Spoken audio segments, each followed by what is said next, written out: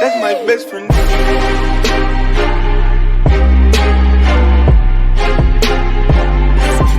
That's my best friend. What's up, everybody? It's your boy Dave Mo Flips. I'm at the office today, just doing my thing. Really not doing anything, to be honest with you. Selling cars is actually kind of boring. You post cars and you wait for people to show up. That's really all it is. It's nice to have something else to do while you're waiting. That's why I'm usually not here. I'd rather pay people to waste their time and be here. But let's get into this. So a subscriber had asked me to make a video, to go back to making videos about, I guess, the whole flip, right? So I guess we'll play catch up for the next couple of videos. And what we're going to do is we'll start with the 2003 Mercedes SL500 convertible. Bought this car from actually the neighbor. So the story goes, he wanted $5,000 initially, waited him out a couple months, not a big deal, he did not have the money to fix the car. It needed suspension lines, and came back and said, hey, I'll take $3,500.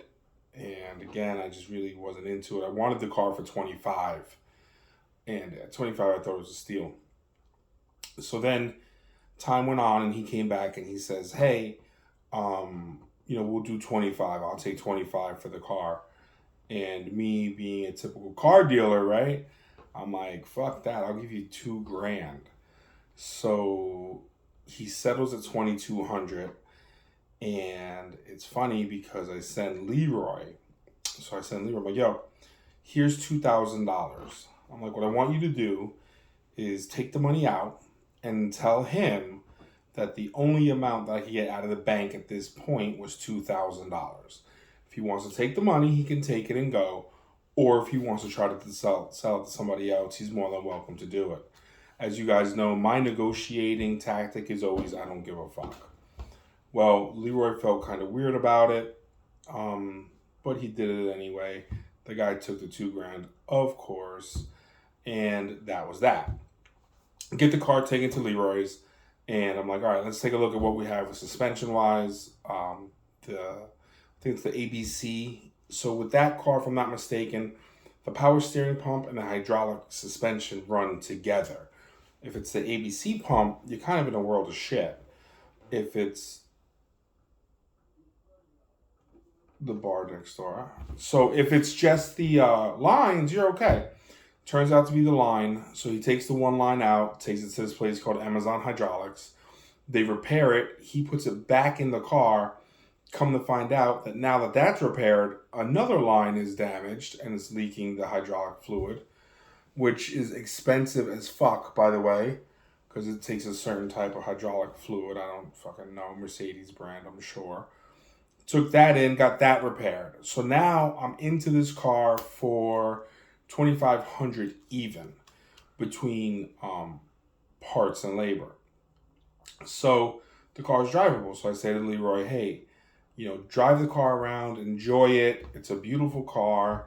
It's rough around the edges for what it is, but enjoy it. So he's taking it around, he's driving it everywhere, blah, blah, blah, blah, blah. And Leroy gets very nervous around cars like that because of how expensive they are to fix. And he's like, he drove it up to my house. I drove it around the block a couple times. They're really not my style car. That's not really the type of vehicles I'm into. So anyway, so the car sits at the dealership here for like 3 months. I just forgot about it. And we're just kind of like just sitting. And again, that's where my motivation comes into play, where I have zero. I came here one day, and it was a Thursday, I believe. Yeah, I think it was a Thursday, and I was with Leroy and Joe, and I had a couple cars here that we had to get rid of. So what I did was we took 3 cars down to the car wash on the corner here, spent $9, had them washed, vacuumed them all out, walked over to the O'Reilly's next door, picked up some tire shine, did that, and then took pictures and put it up. Long story longer, sold the car the next day for $5,000. And that was the end of it. Out of that car, I profited about $2,500, but as you know, now we got to start taking out money, right? Because I was in it for 25, I sold it for 5, so it's a $2,500 profit, which isn't bad, which is actually damn right good for the cars that we sell here. But I ended up paying $200 here for lot rent, and then kind of like as a gift, I just handed Leroy $800. Like, boom, here you go. You know, he counted out the money for me. All the money was there, of course, and I blessed him. You know, I don't know how he looks at it, but that's how I look at it. You know, if you're invested in cars with me, then you get what you get. But if you're not, and I'm just taking care of you, I think $800 is one hell of a tip. And we go back and forth quite often, and he's family. So that's what I do. So anyways, you can see the pictures. I'm sure they've been flying in the background. And that's how I ended up with that car and profited $2,500. But really, by the time it was all said and done, giving this guy $200, you know, I only ended up with $2,300, and then out of that $2,300, I hit Leroy off with $8, which put $15 in my pocket. So depending on how you look at it, I either made $2,300 profit or I made $1,500 profit. Either way, I'm still happy. You know what I mean? I had a $2,500 investment to make at minimum $1,500. To me, it's one hell of a deal. And again, guys, you know, this is the end of April, beginning of May.